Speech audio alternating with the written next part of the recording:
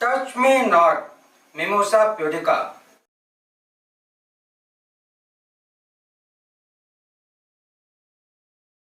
लाजवंती, sensitive plant, shy plant.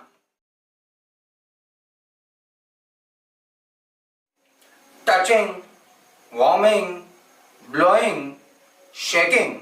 Plant अपनी leaves को dropping के द्वारा क्लोज कर लेता है।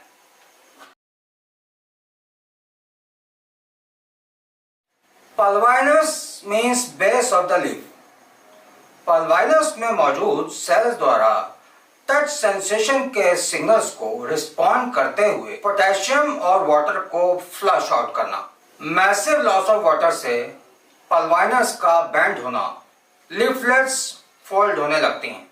लाजवंती यानी मिमोसा प्यूडिका हमारे बॉडी में haemorrhoids, fistula, skin problems, insomnia, diabetes और डायरिया जैसी कंडीशंस को ट्रीट करने में हेल्पफुल है।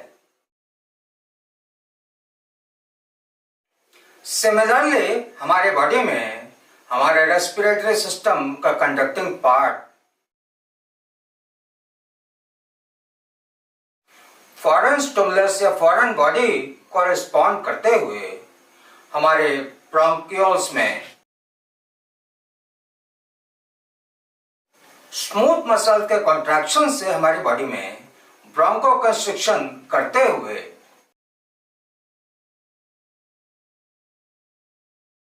हमारे एयरवेज के गैसियस एक्सचेंज पार्ट में फॉरेन बॉडी को जाने से प्रिवेंट करता है। ये एक नेचुरल डिफेंस मैकेनिज्म है, लेकिन कभी कभी इस मैकेनिज्म के द्वारा हमारी बॉडी में अस्थमा जैसी कंडीशंस पैदा होने लगती हैं। Hi friends, I am Dr. Rajendra Pathak and welcome back to my channel Being Healthy.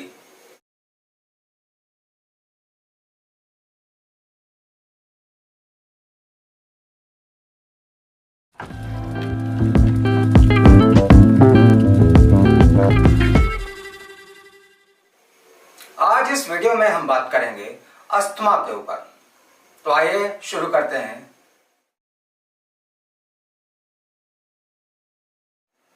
Asthma, दमा या श्वास रोग, जिसमें हमारे एयरवेज में इन्फ्लेमेशन होने से, नैरोइंग होने से और एक्स्ट्रा म्यूकस प्रोडक्शन होने से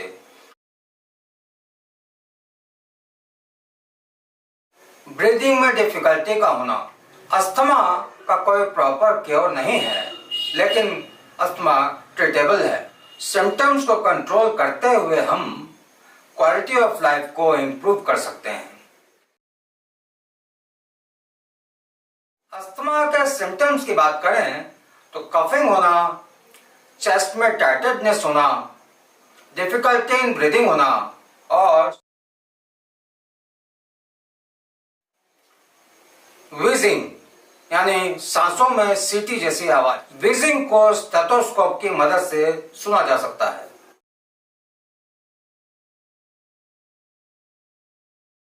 पांचवा है नाइट अवेकनिंग जैसे लक्षण प्रकट होने लगते हैं।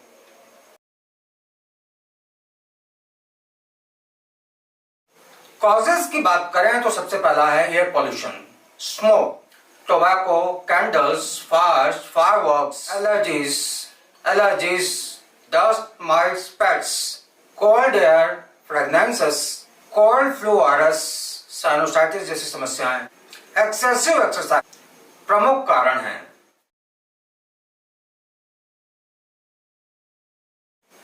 पॉजिटिव फैक्टर्स की हम बात करें तो सबसे पहला हेरिडिटरी यानी फैमिली हिस्ट्री का होना, चाइल्डहुड में रेस्पिरेटरी इन्फेक्शन का होना, allergic conditions, smoking, obesity, female hormones, female hormonal imbalance, males की अपेक्षा फीमेल्स में ज्यादा प्रेवलेंस होना। ट्रिगर फैक्टर्स की हम बात करें तो सबसे पहला है स्ट्रेस, एंजाइटी, डिप्रेशन इंड्यूस्ड। दूसरा है एक्सरसाइज इंड्यूस्ड।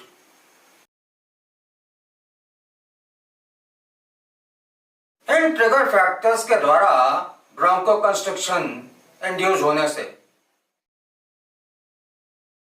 एपिसोड्स की बात करें तो mild episode can last for few minutes, severe episodes can last for days and months.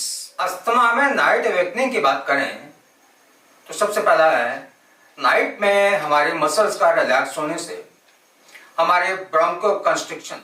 दूसरा है नाइट में स्लीप के दौरान हार्मोनल चेंजेस होने से।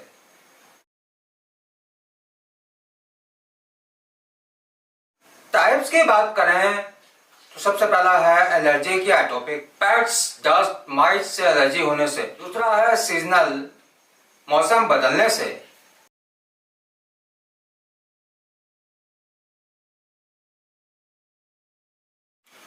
कोल्ड एयर, एयर के टेम्परेचर, ह्यूमिडिटी एंड ड्राइनेस होने से और पॉलन ग्रेन से। तीसरा है नॉन एलर्जिक। चौथा है एक्सरसाइज इंड्यूस्ड। पांचवा है ऑक्यूपेशनल, बेकरी में काम करने वालों को फ्लोर से एलर्जी होना, हॉस्पिटल्स में काम करने वालों को लेटेक्स से एलर्जी होना।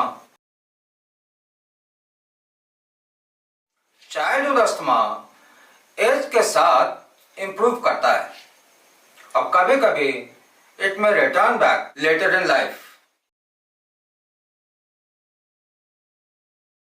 स्टेजेस की बात करें, इंटरमिटेंट स्टेज यानी less than 2 attacks per week, less than 2 times night awakenings per month होने पर इंटरमिटेंट स्टेज कहा जाता है। टेस्ट की हम बात करें तो अस्थमा में सबसे पहले एलर्जी टेस्ट, स्पेसिफिक एलर्जन से सेंसिटिविटी का पता लगाने के लिए एलर्जी टेस्ट। दूसरा है skin examination, certain allergy condition जैसे एक्जिमा, हाइव्स का पता लगाने के लिए स्किन एग्जामिनेशन। तीसरा है स्पायरोमेट्रिक टेस्ट यानी लंग फंक्शन टेस्ट।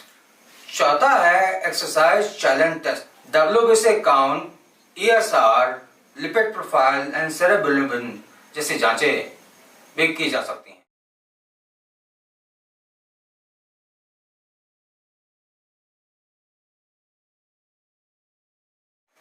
आयुर्वेद के अनुसार क्षुद्र श्वास यानी माइल्ड फॉर्म थोड़े से एफर्ट से सबसाइड हो जाती है। तमकेतु विरेचनाएं, आयुर्वेद के अनुसार तमक श्वास यानी अस्थमा के लिए विरेचन यानी थेरेप्यूटिक पर्गेशन को बेस्ट उपाय बताया गया है। तमक श्वास यानी अस्थमा कफ दोष और पित्त दोष के इम्बैलेंस, पित्त स्थान उद्भव, पित्त स्थान मीन्स हमारे ज़िफिस्टर्नम से लेकर के नाभि के बीच का स्थान को पित्त स्थान माना गया है।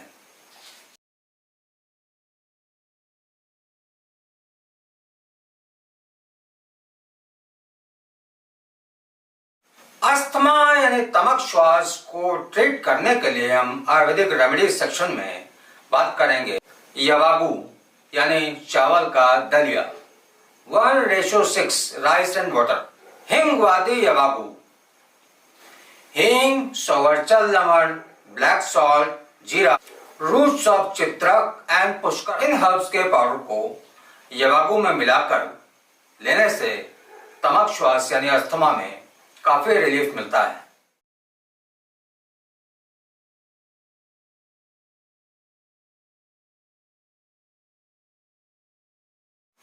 पथ्य मीन्स बेनिफिशियल, अस्थमा के कंडीशन में हमारे बॉडी के लिए बेनिफिशियल दिवा स्वाप यानी डे टाइम स्लीप।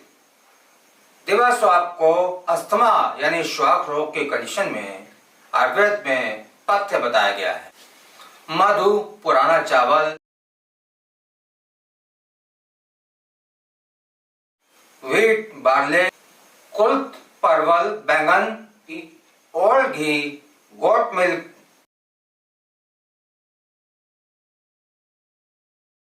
सुरा यानी fermented alcoholic herbal drink, barley, garlic, द्राक्षा, इलायची, जीरा, आयरन सप्लीमेंट्स, रासना, दुरालभा और गुड़ीची जैसे हर्ब्स लेने से तमक श्वास की कंडीशन में काफी रिलीफ मिलता है। अपत्य अपथ्य यानी नॉन बेनिफिशियल, ब्लड लेटिंग यानी रक्त मोक्षण को अवॉइड करना चाहिए, sheep milk non beneficial, fishes, tubers जैसे पोटैटो, मस्टर्ड, ड्राई फ्रूट्स यानी हैवी टू डाइजेस्ट फूड्स को आयुर्वेद में श्वास की कंडीशन में अपथ्य माना गया है, इन्हें अवॉइड करना चाहिए। आयुर्वेदिक रेमेडीज सेक्शन में हम बात करें तो सबसे पहला है वासादि सिरप। वासा मीन्स एथाटोडा वेसिका। वासादि सिरप में वासा, हल्दी, भारंगी, शुंठी, गुरुची, कंटकारी, पिपली इन हर्ब्स को सम मात्रा में लेकर उसमें ब्लैक पेपर यानी काली मिर्च को प्रक्षेप द्रव्य के रूप में मिला करके आप ले सकते हैं। दूसरा है दशमूल आदि क्वाथ। दशमूल आदि क्वाथ 10 roots dashmool and roots of pushkar mool. श्वास कोठार रस, श्वास का चिंतामणि रस, लक्ष्मी विलास, हेम गर्भ पोटली रस जैसे हाई पोटेंसी मेडिसिन को आयुर्वेदिक डॉक्टर की देखरेख में ही लेना चाहिए। इन उपायों से आप अस्थमा के कंडीशन को मैनेज करते हुए हेल्दी लाइफ जी सकते हैं।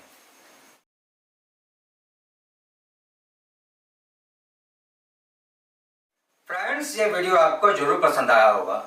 अगर आपको ये वीडियो पसंद आया है तो please like, share and subscribe to my channel. तो फिर मिलते हैं नए वीडियो में नए टॉपिक के साथ। तब तक के लिए आप सबको मेरा नमस्कार।